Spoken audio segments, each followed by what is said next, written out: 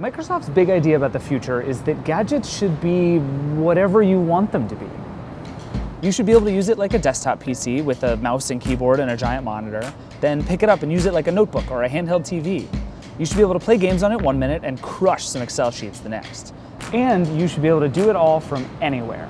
That crazy Swiss Army knife vision has gotten much closer to reality over the last few years. The new Surface Go, seems like maybe the closest thing yet. It's really all about portability, hence the name Go.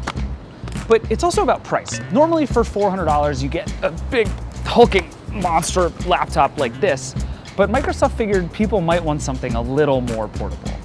The Go has a touchscreen and a pen and a keyboard and a trackpad, all of them really good. It runs full Windows. It has a USB-C port.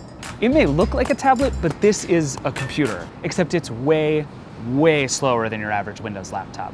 But if you do care so much more about portability than power, this might be good enough to be your only computer. I can carry it around everywhere in my backpack and plug it into my Surface Dock at home and my big monitor at work.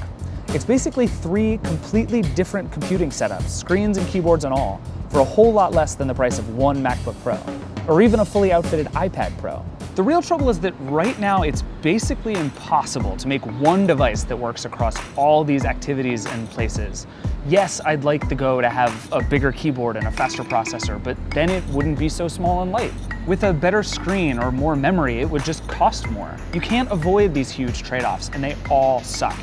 Even on the software side, Windows isn't quite good enough for this yet. Even little things like rotating the Surface Go to portrait mode can cause problems. Apps just get confused or the interface changes. The taskbar takes up too much room on the small screen and the buttons are too small to touch. The Surface Go is meant to be used like this. It's really just a small laptop pretending to be a tablet.